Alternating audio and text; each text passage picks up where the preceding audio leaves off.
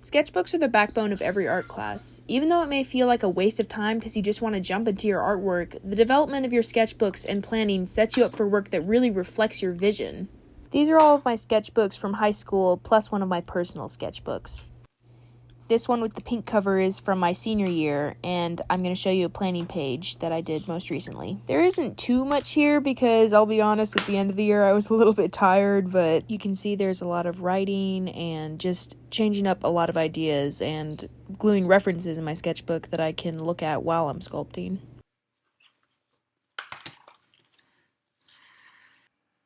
Now, comparing that with my first high school sketchbook that I had for Visual Arts 1, my quote-unquote planning is pretty much the same as the finished piece. There's not a lot of thought behind it, one reference, just going with the first thing that popped into my head.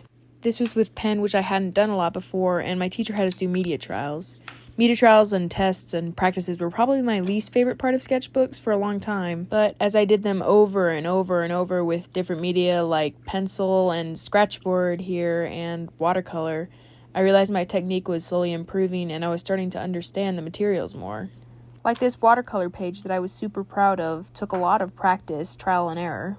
Here's my first actual planning page for the first sculpture I made in freshman year, which I think is a good example of how plans can completely change during a project. Like, I had all these grand plans for a really detailed piece without ever having actually worked with clay like this, and I ended up having to really simplify it. That's why it's so important to have these practices with materials so you can set realistic expectations. I took Visual Arts 2 my sophomore year and did a lot of artist research. This was another required thing that at first I thought was just getting in the way of making art. But as my teachers had me do it more and more, I discovered artists with work that I really couldn't have imagined, and I was exposed to all types of styles and narratives that I was like, wow, I want my work to be this interesting.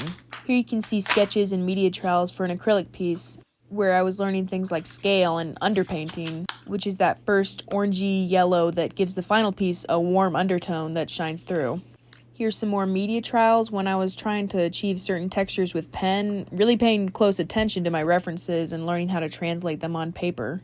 This skill of paying attention to detail came in handy for a charcoal unit. Here I was experimenting with shades and different surfaces like cardboard and kinds of paper, and these were my first plans for my final piece. I had some references to kind of give me an idea of what I wanted it to look like, playing with stylization and composition. And it was around this time that I realized how important it is to have all your references and sketches and media trials and everything all together in a sketchbook. Because the whole time making this piece, I had my sketchbook out and I was just referencing back to it constantly. And I was able to really piece together my vision instead of just being like, I think I'll do this, and then just doing it. Here's some experimentation with a palette knife and acrylic, and also some gouache practice, which was such a cool medium to work with, like somewhere between watercolor and acrylic.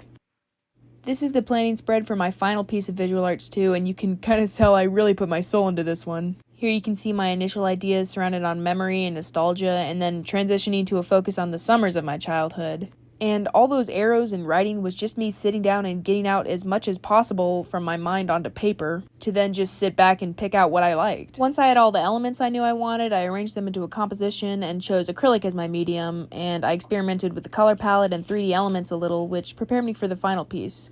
Now moving on to AP 2D. This course is heavily dependent on ideas and synthesis and making meaning out of your works and processes. To start out, I made a lot of mind maps and just getting all my ideas onto paper, writing everything down in my life that had meaning to me, and this was super helpful later in the course because I could just look back in my sketchbook for inspiration if I was lacking it. I had to decide on the focus for my sustained investigation, which is just fancy words for what your portfolio is going to be about, kind of like a theme.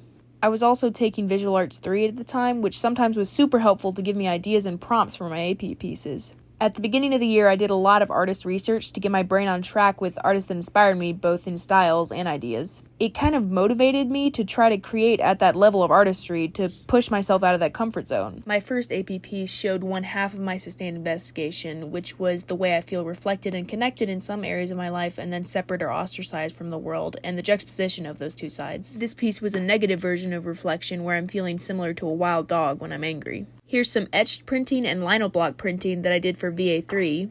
And this is my second AP piece, which was centered on my separation from religion. This planning has a lot of anger and resentment in it, which was really how I felt at the time, but every time I tried to work on the piece, I was just unable to, and I eventually just kind of gave up on the piece. But later in the year, I chose to revise the planning for this piece and approach it with a new perspective I had found. It became this story of peace with myself, finding my own self-worth, and actually appreciating this separation because it made me who I am. I took inspiration from stained glass windows in churches, and the door blocking me from being a part of this religion that I can't force myself to believe in opens to reveal me holding a dove, a biblical symbol for peace. This simple sketchbook revision shows how I was changing at the time and how my ideas were changing. Here's an example of VA3 coming in handy for learning new media and then being able to use it in an AP piece. I used Kiki Smith as an inspiring artist for her focus on the body, and I wanted to use that in my piece but have a feeling of detachment from the body or dissociation. This is another piece that had really heavily involved planning where I was switching between ideas and had so many starting places that I just needed to list everything out to find a clear path. The entire idea changed from plain nostalgia to seeing reflection and change from my younger self. And the username on screen is an artist on Instagram that I was really inspired by for this piece.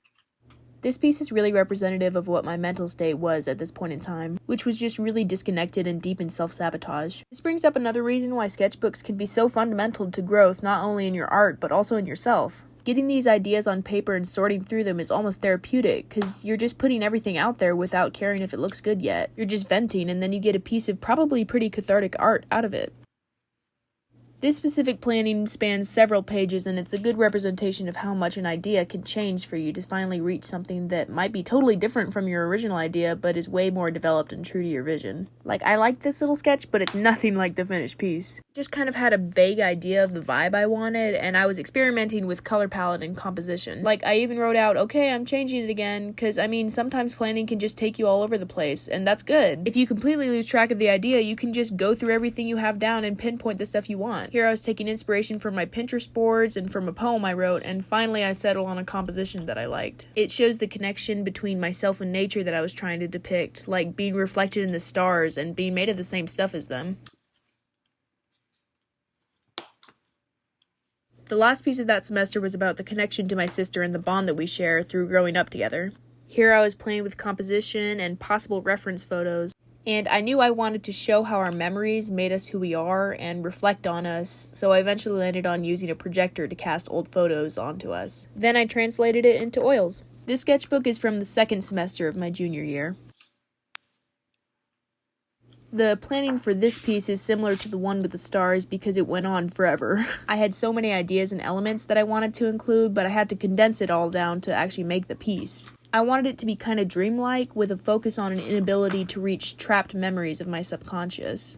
And here's some mind maps and just little sketches to get my ideas down. I had tons of references and an idea for a color palette that I arranged on the page for quick reference, and then I started working on composition and thumbnail sketches. Thumbnail sketches are everywhere in my sketchbooks, and they're super handy for a quick idea of what your piece will look like without spending time on a full page when you maybe haven't completely decided on everything yet. There are a lot of thumbnail sketches for this piece because I wasn't really sure on the perspective that I wanted, but I finally got it nailed down.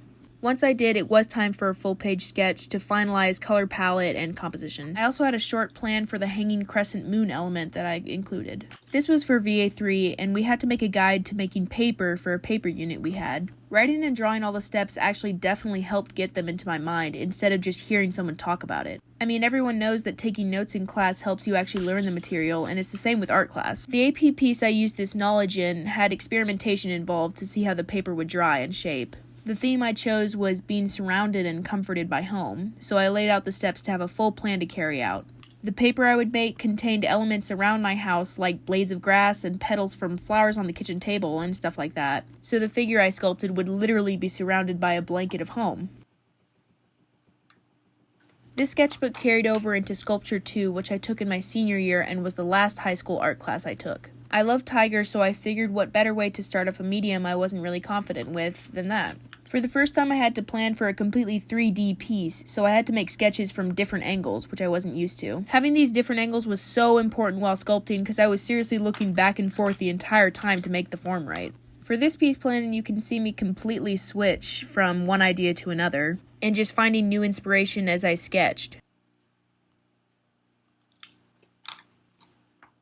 Here's more having different angles and heavy planning for processes, figuring out how I was going to translate the sketch into clay. So what glazes I was going to use, what additive and subtractive elements would be there, everything. Here I used watercolors to represent different glaze combinations and show how they would run down the sides of the bowls I had made. I wrote down my glaze plans, how many coats to do of each, and adjusted my plans once I had experimented with test tiles. And here's my final planning page that you saw before. For this one, I pretty much knew what my idea was, so it was just a matter of composition. It went from plans from a bust to just sculpting hands in the shape of a bird shadow puppet to go with the geese imagery I had incorporated.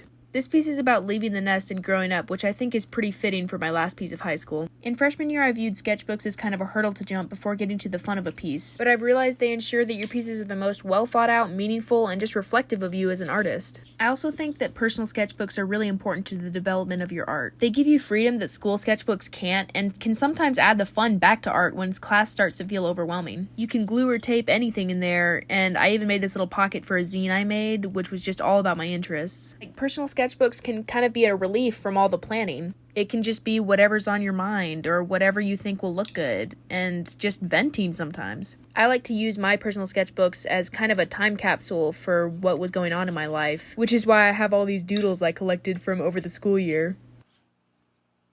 And here I invited my friends to send pictures of themselves so I could practice learning faces. And some illustrations are just for fun, where I'm just trying to get creative and use my imagination. And actually, sometimes when I'm short on ideas for class, sometimes I look at my personal sketchbooks to get inspiration. I also think, no matter how silly it may seem, I think fan art is a really great thing to have in your sketchbooks. If you have a favorite show, movie, book, whatever, it can just bring a lot of joy back to your art where you're able to celebrate that. And if you're like me, where you get super excited about your interests, it can just be a really fun or calming experience. Instead of consuming that media, you're creating something new out of it.